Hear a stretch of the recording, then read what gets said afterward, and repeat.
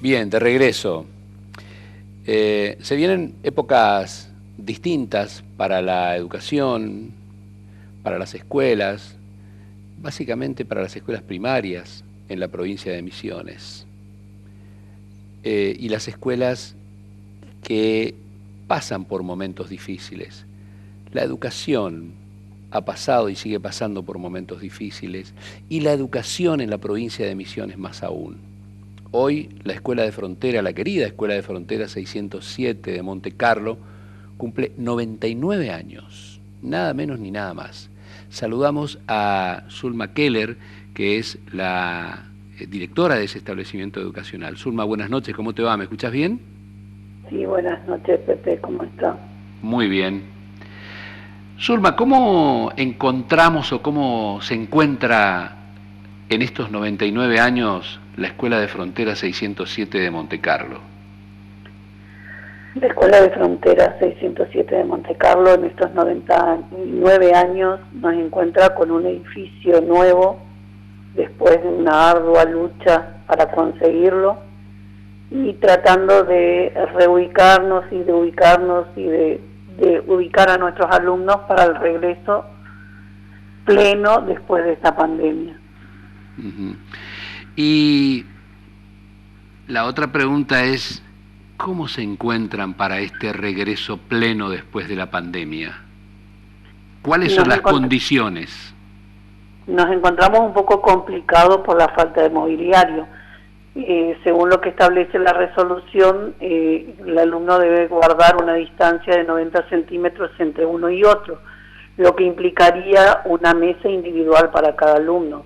Nosotros no disponemos de eso, así que en el día de ayer estuvimos trabajando fuerte para acomodar y ver la mejor forma para cuidar esa distancia entre los alumnos, cómo ubicar las mesas en los salones, porque después de la reestructuración de nuestra escuela, nuestros salones son más pequeños. O sea, no disponemos de los salones amplios que teníamos antes en la Escuela de Frontera. No se ha dado, en cuanto a los mobiliarios se refiere, evidentemente no, educación o la provincia o el gobierno no tomó los recaudos que corresponden, porque a esta altura se sabía que algo iría cambiando, pero también se sabía que estos mobiliarios, ustedes hacen referencia a los pupitres dobles, ¿no? Claro, sí, nosotros tenemos muy pocos pupitres, mesas individuales. El 90% de las mesas de nuestra escuela, de mi escuela, son dobles. Por lo tanto, si uno coloca a dos alumnos en la mesa, no se cuidaría la distancia necesaria recomendada por esta pandemia. Uh-huh. Ustedes, la Escuela de Frontera es una escuela de doble jornada, ¿no? Es una escuela de jornada completa, sí. Con jornada completa. Y por lo tanto dan desayuno, almuerzo, merienda, las tres cosas, uno solo. ¿Cómo están trabajando al respecto?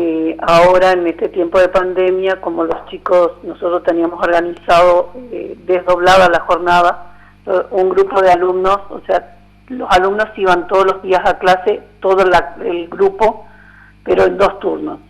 Media sección a la mañana y media sección a la tarde.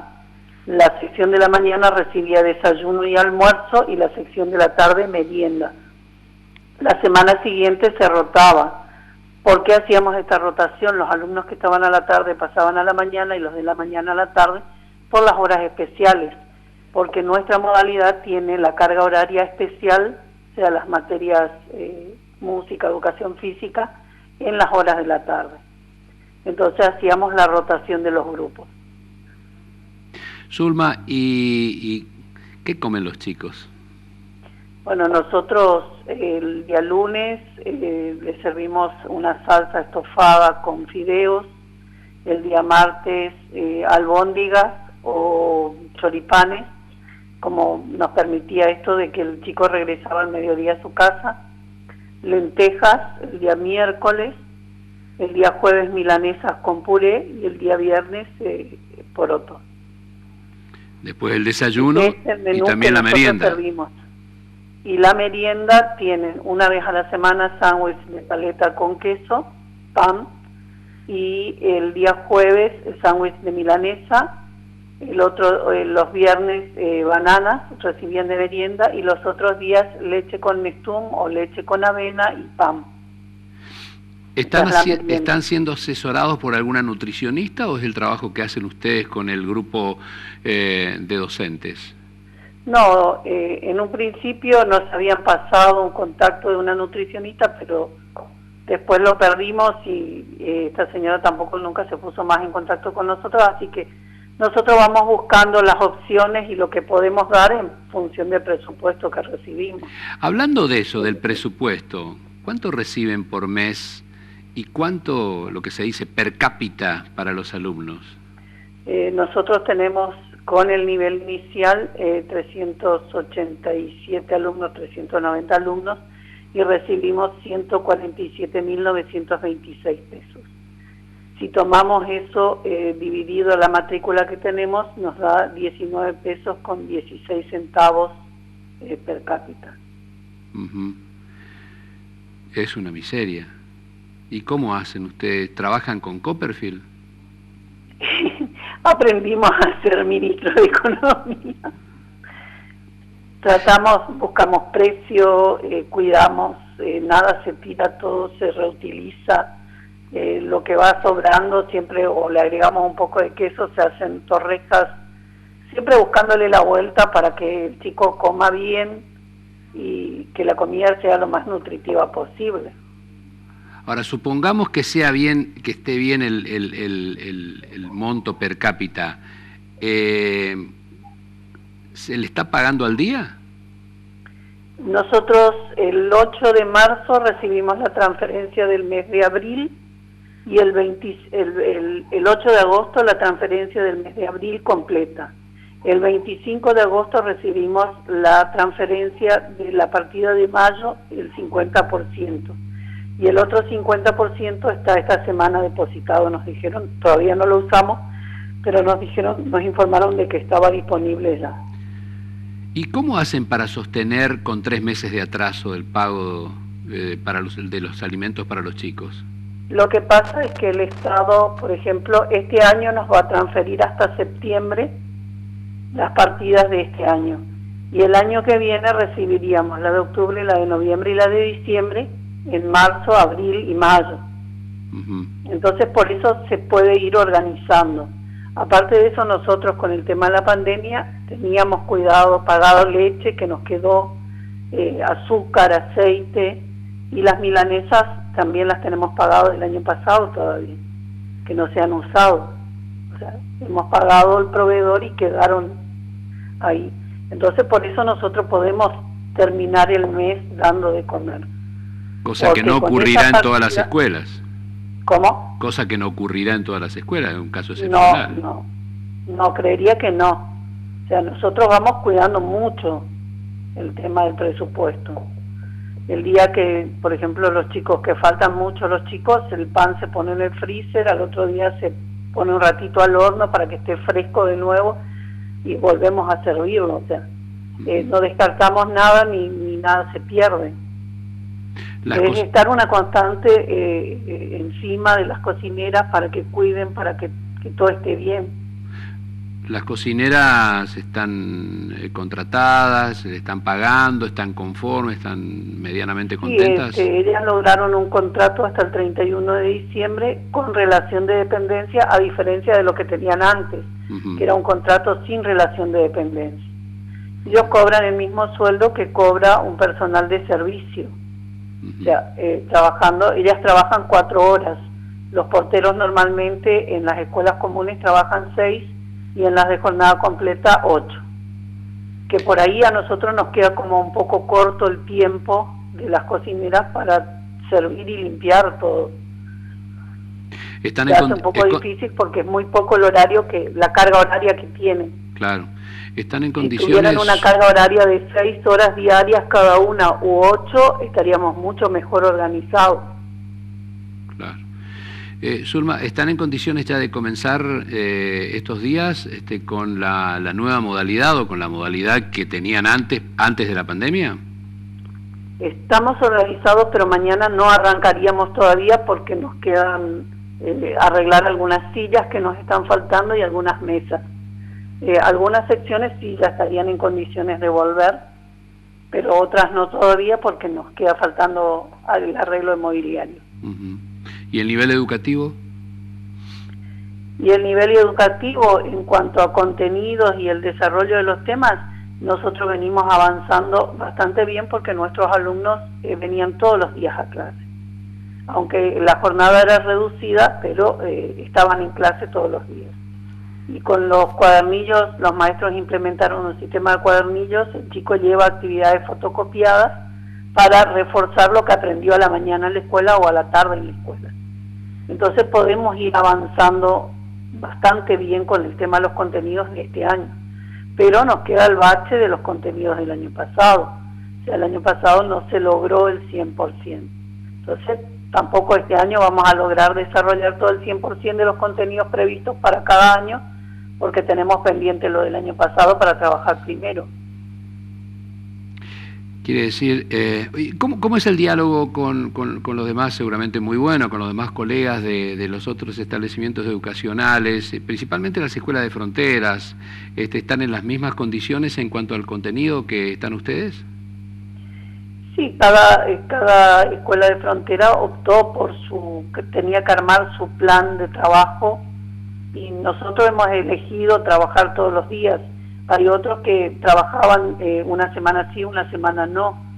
Me imagino, o sea, nosotros tenemos contacto por ahí más con la escuela de frontera de Piraí, que es la que está más cerca. Claro, la que está más cerca, sí. La directora vive acá en Monte Carlo, entonces por ahí tenemos más contacto con ella. Pero creería que estamos más o menos todos en la misma. A nosotros nos facilita más el tema de las 8 horas. O sea, nosotros, el docente igual estaba las 8 horas en la escuela, con los grupos 4 horas a la mañana, con el otro grupo 4 horas a la tarde. Entonces el chico tenía clase todos los días y uno se puede dedicar más. Pero en la jornada simple eso no permite. Zulma, por último, ¿tenés algo para pedirle al Consejo General de Educación para garantizar una presencialidad sin riesgos, por ejemplo? Mobiliario. Mobiliario. Mesas y mesas. Que es lo que nos está faltando. En cuanto a... Nosotros en lo otro, en cuanto a lo demás del edificio, estamos bien porque tenemos una escuela nueva. ¿Y la sanitización? Baños, los sanitarios todos en orden, con el alcohol para desinfectar, jabón, eso nos dio el Estado, así que, y lo tenemos, lo vamos cuidando. Así que lo que más nos faltan son mesas. Bueno. Gracias, Zulma, por atendernos, y felicidades y felicitaciones a toda la comunidad educativa de la Escuela de Frontera 607 por estos hermosos 99 años de vida. Muchísimas gracias. Buenas noches. Buenas noches. Zulma Keller, directora de la Escuela de Frontera 607 de la ciudad de Monte Carlo. Y entrevistamos y hablamos con Zulma porque de alguna forma representa a lo que ocurre en todas las escuelas, lo que tienen que hacer, lo que reclama, mesas y mesas, pupitres, pupitres y pupitres. Señores gobernantes, señores del Consejo General de Educación, eso necesitan. Nosotros, al igual que muchos medios seguramente, hemos recorrido, hemos hablado con prácticamente todos los directivos de los establecimientos educacionales de mi comunidad, en Monte Carlo, en la radio. Todos reclaman lo mismo y seguramente esto se repite en toda la provincia. No prestaron atención que se llegaba a este momento. No prestaron atención que había que construir pupitres. Pupitres individuales para que se pueda seguir con la sanitización, cuidando a los chicos para que no hayan riesgos. Aunque parece ser que al gobierno nacional hoy de pronto terminó la pandemia. El resultado electoral hizo que termine la pandemia. Cambiamos de tema, saludamos en nuestros estudios al querido amigo Fernando Genesini, el doctor Fernando Genesini. ¿Cómo estamos? Bien, ¿cómo estás, Pepe? Muy bien. Bien, un gusto verte. De salud, Muy bien, y eso es lo Sí, principal. eso es lo principal, claro. Fernando, estuviste en el Comité Provincial contra la Tortura. ¿Cuál es tu función hoy? Estoy como asesor de centros no penitenciarios de la Procuración Penitenciaria de la Nación. Ajá. ¿Dependés de la Procuración Penitenciaria de la Nación? Sí, en cuanto a que se controla Gendarmería, Prefectura, Policía Aeroportuaria y Policía Federal. Esa es la interacción que realizamos con el Servicio Penitenciario Federal por las personas que detienen en su origen, cuando quedan detenidas. Fernando, ¿y vos sos el único? No, en la Procuración, en esta parte, somos tres, y somos tres personas. Y hacemos el control y hacen control cotidiano, digamos. Cotidiano. De alguna forma, ¿se podría decir, salvando la distancia, algo similar a lo que ocurría o que ocurre con la comisión? ¿La comisión? Claro. La comisión hace en las comisarías y en las unidades penitenciarias. Ajá. Nosotros acá solamente en los centros no penitenciarios, es decir, en los escuadrones, en prefectura, en Policía Federal y en la Policía Aeroportuaria. ¿Y hay muchos detenidos en esos lugares? Sí, está sobrepasado, totalmente sobrepasado. Por ejemplo, para darte una idea, si la capacidad de todos los escuadrones de gendarmería en la provincia de Misiones es de 80 y pico para 80 y pico de personas, 85 personas, hay 160. Así está en prefectura, así está la PCA, la Policía de Seguridad Aeroportuaria, está al límite. Lo mismo pasa con prefectura, lo mismo pasa con Gendarmería y con la Policía Federal. La Policía Federal en El Dorado tenía una capacidad de 6 personas y tenía 11. Fernando, ¿y qué dicen las autoridades, los superiores a ustedes cuando ustedes hacen ese tipo de informes? Porque yo sé que vos sos minucioso, que sacás bien los numeritos y que habrás presentado los informes. ¿Qué les dicen? Y elevamos los informes a nivel nacional, y el problema está que el Servicio Penitenciario Federal a nivel nacional está abarrotado de gente también, entonces hay que esperar que se vayan creando las vacantes. Las vacantes se crean por distintas razones, porque tienen arrestos domiciliarios, porque le ponen una pulsera al que está cumpliendo cierta condena y ha pasado ciertas fases, o porque ha recobrado la libertad porque ha cumplido la condena. Entonces todos los días, o todos los días de toda la semana y de todos los meses, la gente va recobrando su libertad, de alguna u otra forma de las que te dije. Recobra la libertad. Y eso en el país son cientos de personas, son miles de personas que pasan todos los días. Entonces cuando en los diarios te sacan, dejaban libertad a 1000 y pico de personas, pero sí todos los días pasa eso. Porque todos los días alguien vence su condena, alguien recibe, por la progresividad de la pena, recibe un arresto domiciliario, o alguien recibe una tobillera y puede irse a la casa y estar ahí cumpliendo la condena. O alguien entra en condicional de acuerdo al Código Procesal anterior, porque el nuevo ya no contempla las libertades condicionales, se han suspendido. Entonces, este sistema permite que todos los días haya un recambio en el sistema, se armen vacantes y van ingresando gente que están en los escuadrones, en prefectura, en PCA, como ocurre acá en la provincia con la policía de la provincia. Las comisarías están llenas, pero están esperando una vacante, que se arme una vacante, ya sea en la UP6, en la de menores, en la de mujeres, para que sean trasladados a esas unidades penitenciarias que han sido procesados. Bueno, después quiero hablar un poquitito, porque sé que conoces mucho de este otro sector con respecto a la penitenciaría provincial, digamos, sí. Pero esto que se refiere al control y al monitoreo que ustedes hacen, depende de la justicia federal. Depende de la legislatura de la Nación, del Congreso, de la comisión bicameral. De ahí depende. Este es un control del Congreso, la comisión bicameral, de ahí depende la Procuración Penitenciaria de la Nación.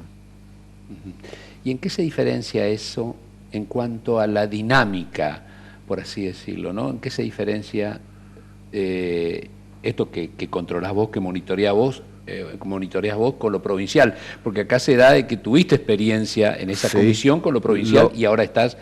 Por eso se complementan, solamente que este organismo no tiene injerencia en lo provincial, tiene solamente en lo federal. Todas aquellas personas que caen detenidas por cuestiones federales, ya sea por contrabando, la mayoría de los casos en Misiones es contrabando, o algunos casos que se den por narcotráfico, sí, el narcotráfico más de todo, y ahora hay muchos detenidos por el tema de la soja, del contrabando de soja. Así que se empieza a dar el otro fenómeno, que en vez de narcotráfico o tráfico, se da el tema de granos, ¿no? De granos forrajeros. Sí. Hoy se abrió te toco el tema del narcotráfico, una pequeña discusión, un pequeño debate, si se quiere, entre colegas dentro, no debate, sino hubo una colega que lanzó una pregunta, ¿no? Creo que esta tarde se encontró en Monte Carlo, o en la zona de Monte Carlo, algo de 6 toneladas de droga nuevamente, ¿no? Se preguntaba ella, ¿de quién es el camión? ¿Quiénes son los dueños? Porque después queda detenido solamente el chofer, digamos. Claro, yo digo que hay que cambiar el tema me parece a mí desde el punto de vista de los años que tengo en esto. ¿Sí? Sí, yo creo que hay que cambiar el sentido. Ya no se encuentra un resultado si se persigue al que transporta la marihuana, la cocaína. No resulta, porque uno va y termina agarrando al transportista, al pasero.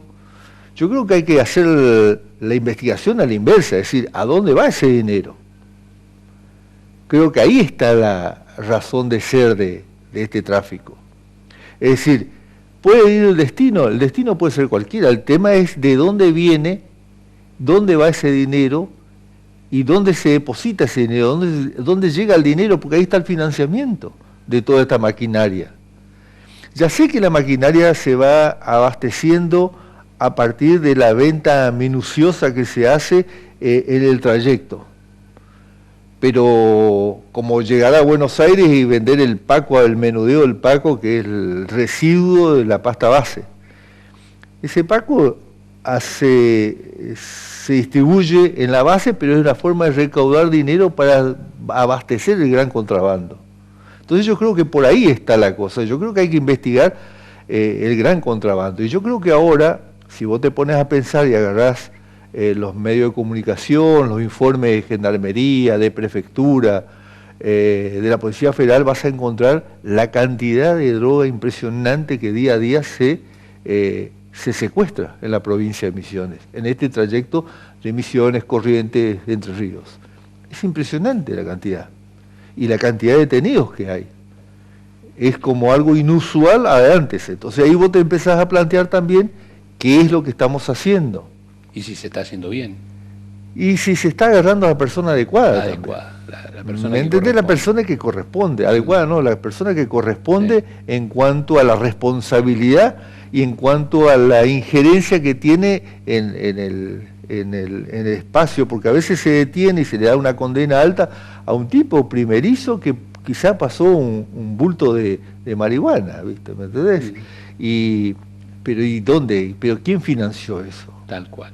Y eso es un trabajo conjunto que creo que van a tener que empezar a hacer tanto la Policía de Paraguay, la Policía de Paraguay, porque es una policía nacional, nuestras autoridades nacionales, nuestra Fuerza de Seguridad Nacional y las de Brasil en ese trabajo conjunto para ir desmantelando esto.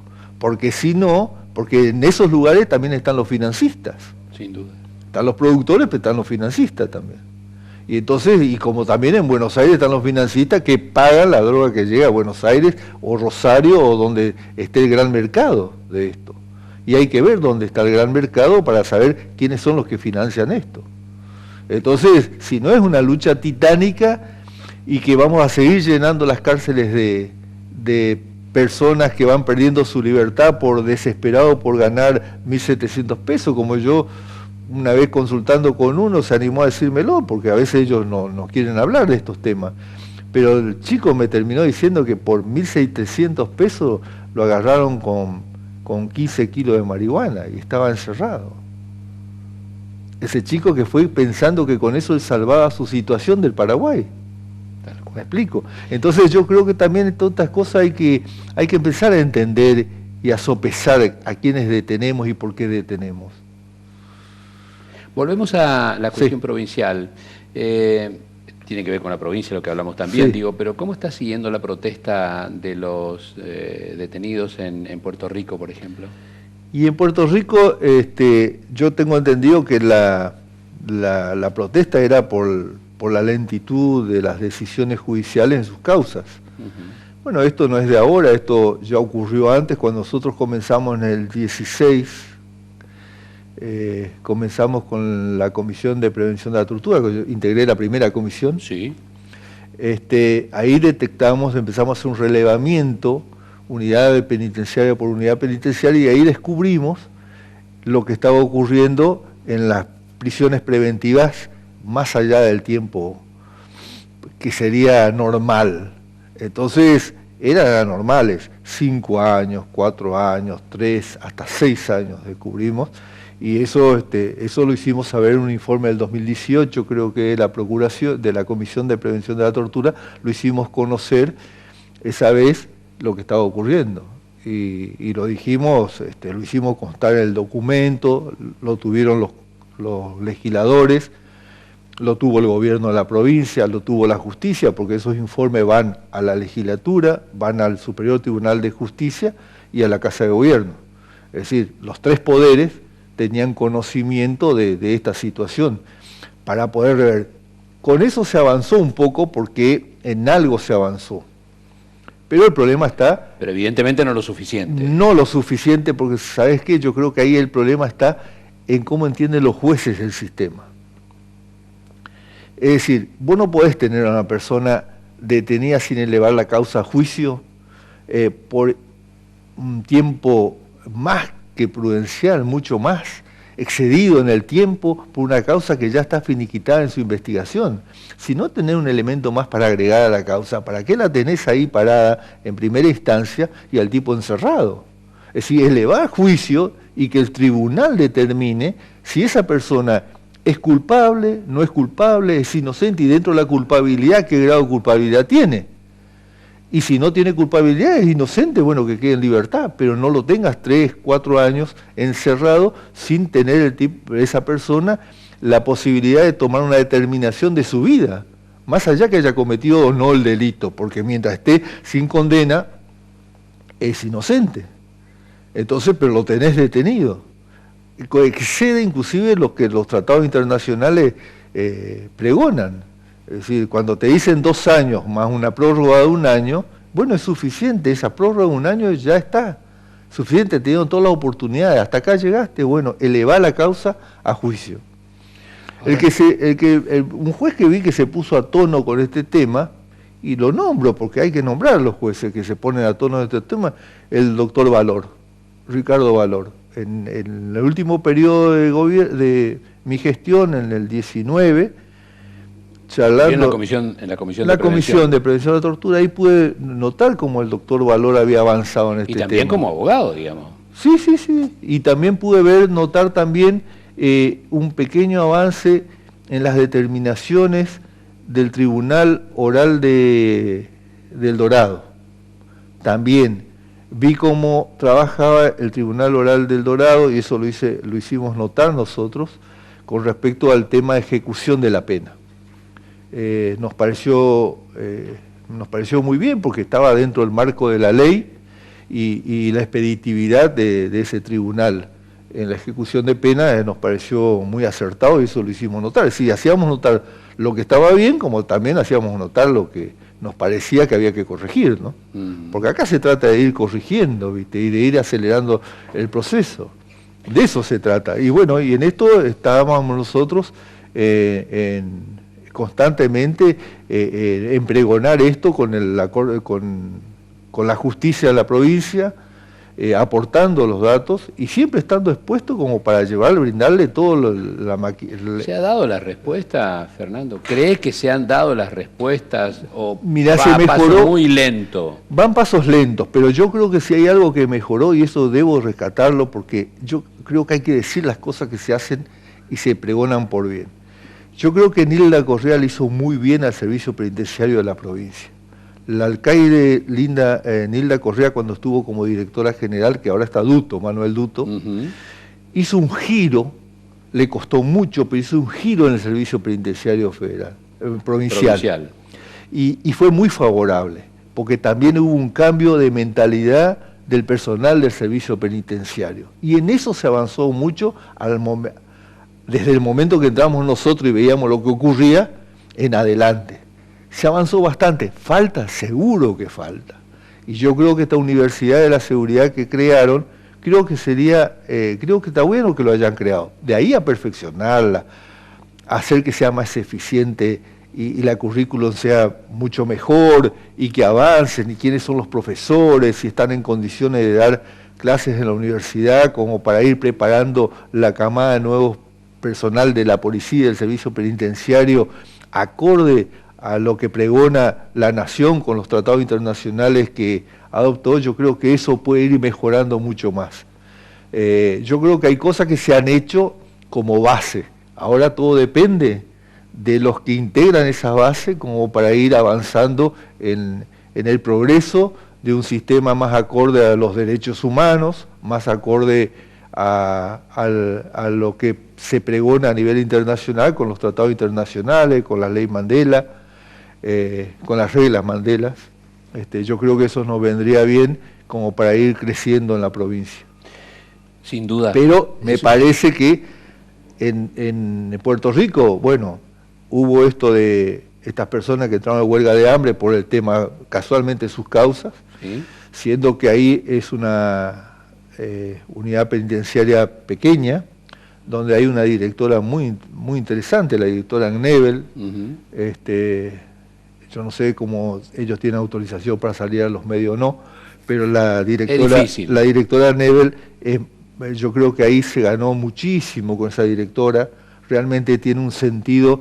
Yo noto en la mujer penitenciaria, tiene un aditamento de sensibilidad, que rescato mucho, así como la tenía Nilda Correa, la señora Nilda Correa, la tiene la señora Nebel. Es decir, tiene voz de mando, porque tiene voz de mando, pero a su vez tiene descuidar la sensibilidad que hace sensibilidad, sí. Y algunas cosas de preservar ediliciamente el establecimiento. Eso es impagable. Bueno. Fernando, antes de irnos, porque se nos acaba el tiempo, dos preguntas quiero hacerte. ¿Qué pasa con los juicios abreviados en primera instancia y cómo explica el Poder Judicial, por ejemplo, estas prisiones preventivas excesivas, por ejemplo?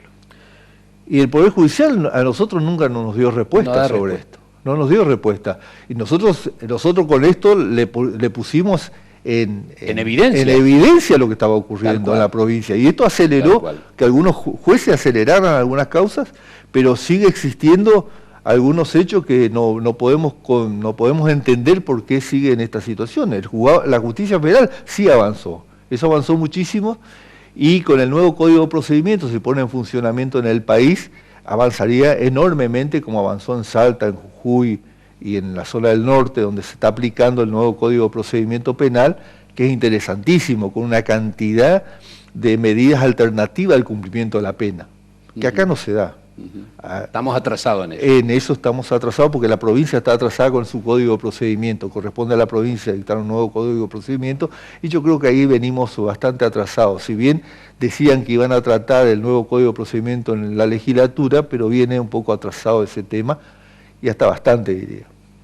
Pero yo creo que se podía aligerar mucho ese tema con ese Código de Procedimiento.